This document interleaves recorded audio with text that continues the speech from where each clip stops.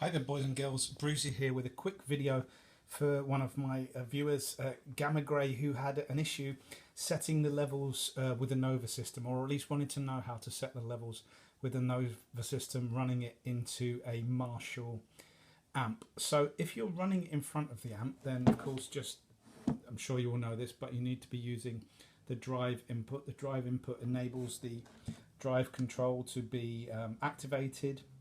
It also sets up the gain structure a little bit different than if you're running in the loop. If you're running in the loop, then you plug into the loop, function. Sorry, the line input there, which is there.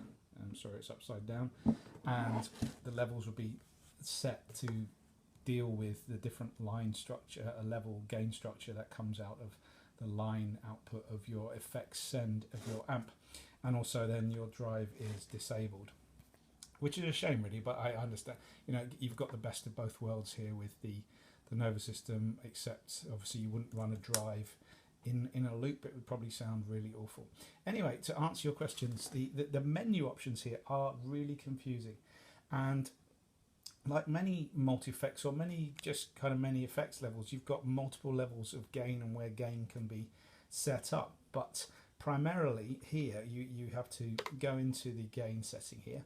You have a volume which can be set at various different points through your patch. So I recommend you go to the manual, look at the signal flow parameter, because that can be set pre effects or post effects. So we're not really going to deal with this level volume control right now. I'm just more interested in the next one. Oops. So we just scroll down there, and this is the input gain. Now the input gain is set.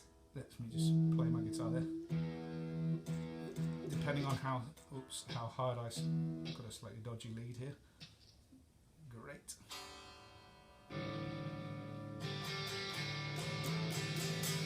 How hard I hit the strings now. That's really low. So that's if that's that low, you then increase the level. Let's keep.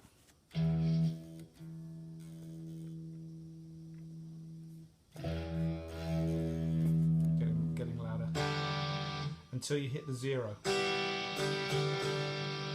When you've got the zero hit, you are basically hitting unity gain, and what they recommend as well is you just turn that down a few dB when you've hit that zero level, and that's got your input gain set to unity. Now that level is going to vary depending on the pickups you're using, the type of guitar.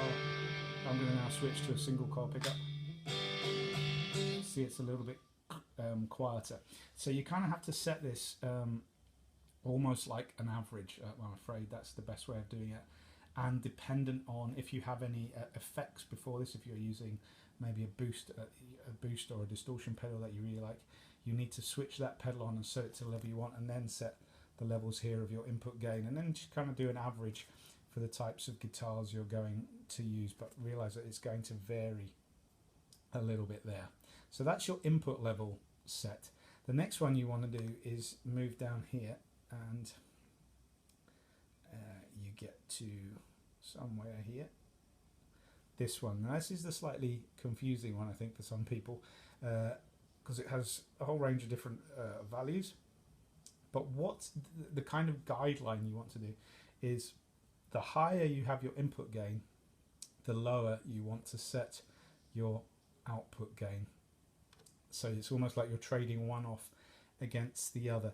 So 8 or 14, probably 20 is a little bit loud. Not sure about that.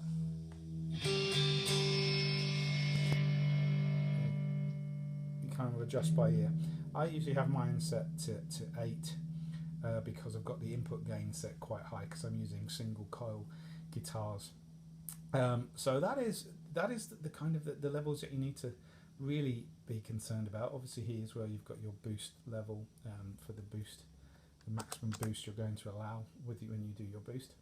So you've then got the volume control, which is the volume which can be set per patch, and you're setting the volume at a point either before effects or after effects.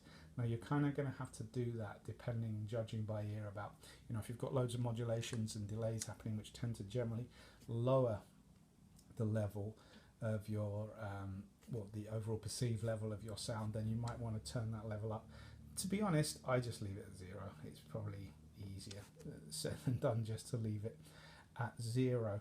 And if you want boosts or something, use the boost function, or obviously the one that's always hidden that people don't really make enough of is the EQ. Unfortunately, the EQ isn't really switchable as an effect, which is a shame, really, because then you could just have another mid boost, which would probably be more effective than just an overall level boost. But there you go. I hope you found that useful. If you've got any further questions, please do give me a shout and I will try and answer them for you. Catch you later.